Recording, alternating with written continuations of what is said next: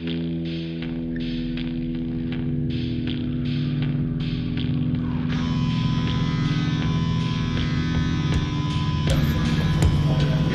Talk on a Friday afternoon drive. Waking the Cowboy here on the Talk Monster 102.3. I'll give you an update on the Auburn and I drew a blank. Auburn and who are they playing? I just completely drew a blank. Oh, man. South Carolina. It's too much. South Carolina, that's right. Thank you, Wes. We'll do that here in just a minute. Right. Wes Moore in the house with us here on Sport Talk. And, of course, we'll have coming up in about an hour Brent Hubbs from the Vol Radio Network and VolQuest.com. He will give us a look at the preview for the game tonight. So we're looking forward to that for sure. Wes joins us, though, and, man, really appreciate your time this afternoon. How you doing, man? I'm good. Always fun to be back. Wes Moore, point guard from the 97 Chattanooga Mocs team, made it all the way to the Sweet 16. So always good to relive those memories. And I was asking you who you stay in touch with, and you said all of them. All of them. It is a tight group for sure, so it's fun when group text messages start flying. There's no telling what they might be about, but they always end up with crying, laughing faces after them. So. And, you know, that's funny because there was no texting in 1997, so how about that? Technology is our friend now, right? Exactly. Talk about that, and we have Coach Mac McCarthy on with us once a week, and I said, man, how many teams did you beat out for Wes Moore services back in the day? And he said, I think there was a barber college or something, you know. But, I mean, you came out, and I wanted to tell our listeners, you know, that may not have understood the story then, or maybe they're new to Chattanooga. You came out of Chattanooga Christian as pretty much as unheralded as any Division I starter I think would ever be, right? I would agree with that. For the numbers that were put up in high school, almost 3,000 points, things like that, you would think that you would get a whole lot of looks, but it just, for whatever reason, didn't happen. But obviously the right situation with UTC happened, and I guess the rest is kind of history. Did you do the camp thing and the AAU circuit back then? I mean, I did the camps. There wasn't a whole lot of AAU back then. It was just the Tennessee Travelers. Just had one team, and I was going to be on that team, except that our family lives on the Georgia side of the mountain, and I went to turn in all my stuff, and they said, "Oh, you live in Georgia? Well, you can't play." And I was like, "Well, okay." And wow, those rules have changed now. They have changed big time. Yeah. So you played at Chattanooga Christian. You followed up Huerta, who played at Vanderbilt, or he was younger than you? He was younger than I was, about 4 or 5 years apart. So he may have broken a record or two of yours. It's possible. You know, we'd have to go dig it up.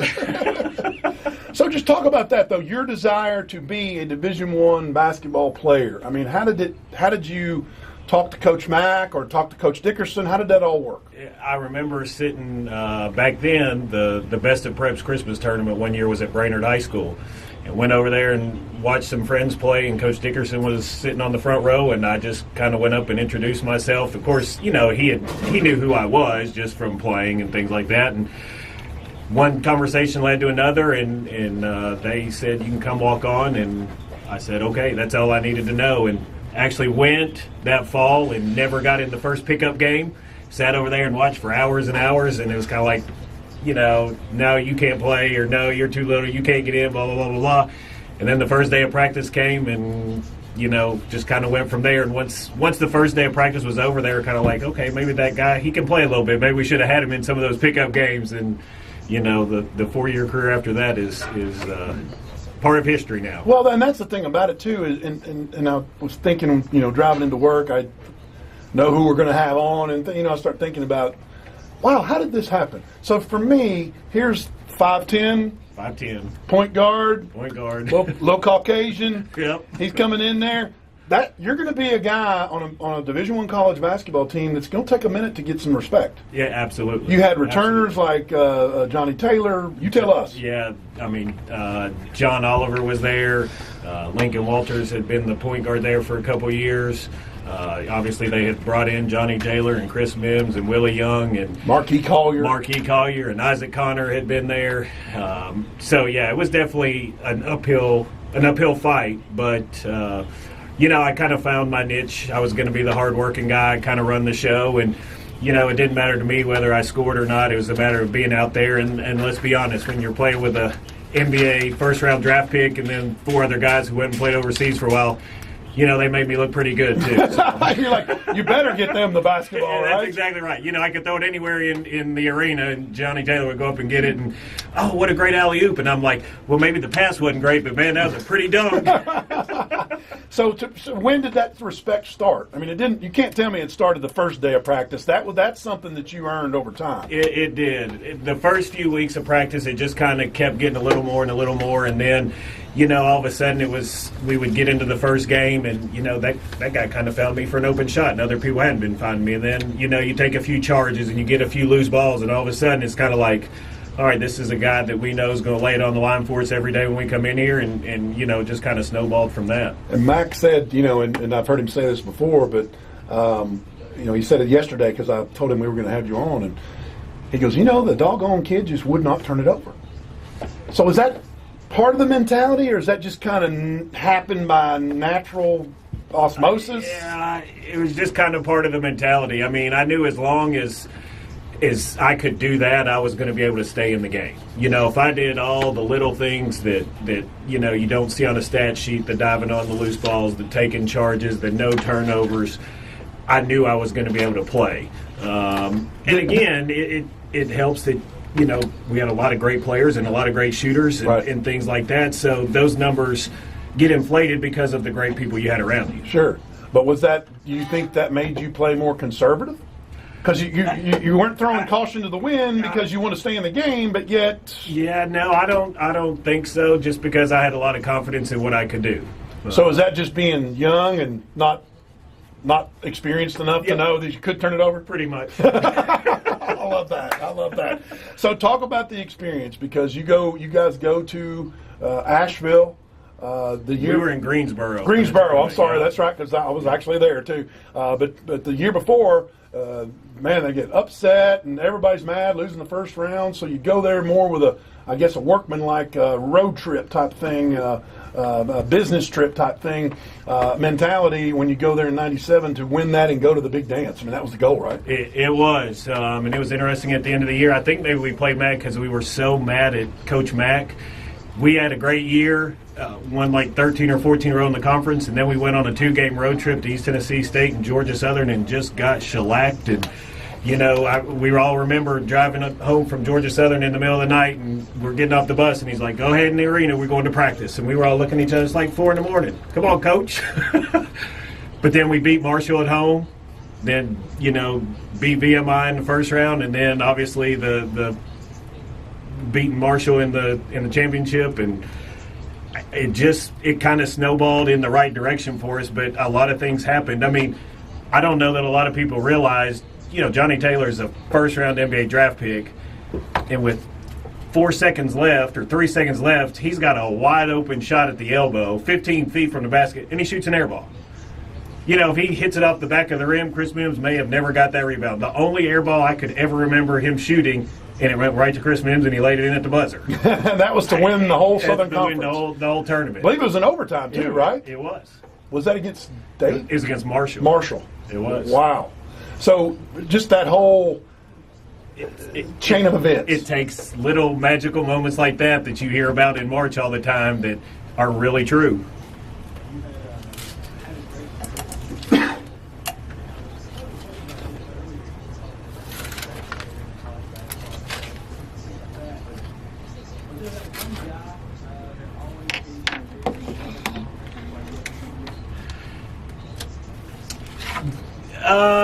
There was, let me think, there was a lot of turnover. I mean, the first guy ever guarded, unfortunately, was Jason Williams at Marshall.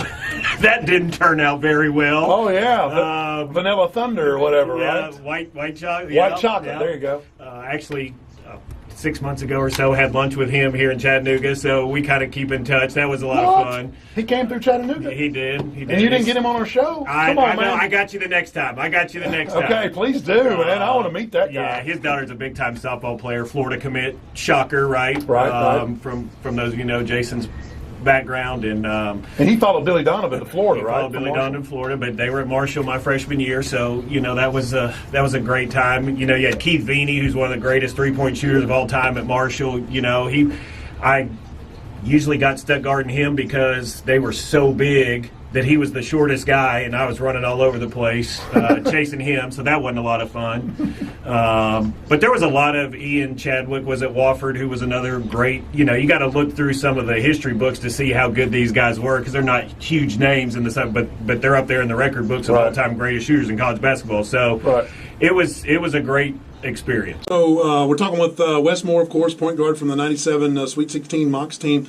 Just that, and we could go on all day, I know, but when you got to the tournament and you're in Charlotte and you guys play and beat Georgia, just talk about that excitement of, hey, we're not one and done. We're staying here. Now we're going to play Illinois. What kind of extra motivation was that, or was it just another game? I think we really felt like we were way better than a 14 seed. The few losses there at the end of the season probably didn't help our seeding, but again, it worked out in our favor. But, the fun part was you beat Georgia, and then watching ESPN that night, Dickie Vitale's just going off about the Chattanooga Mocs, and this all over ESPN. And the next day at shoot-around, you got all these ESPN guys that you recognize from back then that are coming up and talking to you. All that stuff was fun. And then going to Birmingham and Jim Nance and those then you guys beat Illinois. We beat Illinois. So then you're into the Sweet 16, which that week had to have been one of the greatest weeks of your life. It was. Other than the burst of these two, your daughters are in the studio with us. That's right. That week had to have been just something unforgettable. It was awesome, and you had USA Today there, and you had Sports Illustrated there, and somehow, some way, CNN did a full 3 or 4 minute video story on me and my family. I had no idea it was coming, no idea it was even being put together, and then all of a sudden there it is on CNN, and it's just like, what in the world is going on? So it was an unbelievable week, a lot of fun. It's fun to talk about. How frustrating was it, the loss to Providence? Because I was at that game too, and you had every chance, and it was just almost uncanny because Taylor and Mims both kind of missed a couple easy layups throughout the game, and you're just like, wow, this is not in the cards. From the time we came back and we beat Marshall on senior night, and then through the Southern Conference tournament, those first two rounds against Georgia, we just literally did not miss. We didn't have any bad possessions. We made everything. And then that night against Providence, it just kind of caught up to us finally. And, when you looked at it was a 5-point game, you wish you could go back and change some things. But, again, they had 2 NBA guys on their team. They upset Duke in the second round. What do you do against that? Right. It would have been Duke. Oh, I'm sorry. Had we beat Providence, it would have been Arizona, who went on to win the national championship. But the ironic part about that is they beat Providence that next game in double overtime. It was that close. It was that close. So, and they had Miles Simon and Mike Bibby. Yep. Man, yes, it was. That was a very, very good basketball team. Well, I'm still trying to chase him down 20 years later. It didn't make me feel so bad every time I see on the internet or ESPN that somebody still says they do the sham god move on somebody, and I was like, well, he might have done that on me first. But it's cool that 20 years later he's still being talked about. It's called that move, right? It is called that move. And I'll never forget but going back to the Illinois game, the round of 32 game that you won to go to the Sweet 16. Akintoye Loco. Kind of tell that story because he was basically a walk-on from I guess Africa, Nigeria, which wasn't nearly as common as it is nowadays to have players, from abroad. But he got a dunk at the very end, so that must have been something that y'all just really howled about after the game in the locker room. It was a lot of fun. He was one of those guys who just came to practice every day, and he didn't get a ton of playing time, but he made Chris Mims and Marquise Collier so much better because he would just go out there and compete. And I can remember verbatim that at the end of the Illinois game, somebody threw it ahead, and we were trying to run out the clock 3 or 4 seconds, and I ended up with it in the corner, and I can hear everybody on the bench saying, hold it, and I saw Loco streaking down the middle, and I'm like, no, and I threw it up as a lob, and he dunked it, and, at that point, everybody went nuts anyways, but it was a lot of fun to get in that basket. I'd forgotten it was an alley-oop. That's awesome. So there's one more story I want you to touch on, too, and this was the one where apparently before that game or something, there was some sort of maybe it's the Georgia game where the other team's just going crazy in the locker room, and you guys can hear him, and Mac just freaks out. Yeah, it was after the Georgia win. We were sitting back there in the locker room, and it's so different after those games because you're in there for so long with media, and then you've got the national media and all this, and we could hear Illinois in the locker room next to us. I don't know whether they knew we were in that locker room, what happened, but you could just hear them saying, Sweet 16, Georgia's out, UTC just upset them, UTC, no way are they beating us. And chanting and going crazy. And Mac just said, y'all be quiet for just a second. And we just sat there for about 30 seconds and just sat there and listened to it. And we walked into shoot around the next day to prepare, and that's all that we were talking about. So he didn't say anything like, doesn't that tick you off using other language? Well, after that 30 seconds, right. He went into his Mac language, and we all got the point. Yeah, absolutely. Yeah. Absolutely.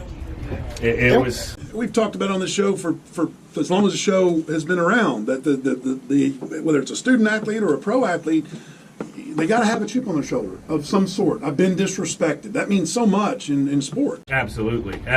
And I mean, there's that's part of my story is I felt like coming out of high school that I should have had some other looks and some other offers, and I thought, you know what, I'm going to go out here and I'm going to prove a lot of people wrong. So it played in my favor, and it usually does play in the favor of the team or the people that have chips on their shoulder. So once you hear that chanting and everything from Illinois, it was on. It was on. Man, what a great experience. I mean, I lived it from the fan side of it, but to just the stories that you guys tell never get old. Oh yes. I mean, it's just one of those things that just, like you said, the pieces all you could have gotten beaten in the Southern Conference tournament, and none of it would have happened. I know it. Wes, we appreciate it, man. Always fun to be here. Now, who are our guests here today? So this is my 6-year-old Josie. Can you say hi, Josie? Say Josie, hi into the microphone. Say hi, Josie. All right, she's not going to do it. No. And this is my 4-year-old Charlie. You want to say hi into the microphone? No, she doesn't either. So, All right. Well, I'm glad Dad talked to you. That's right. Thanks, Wes. Thanks. Always appreciate it, man.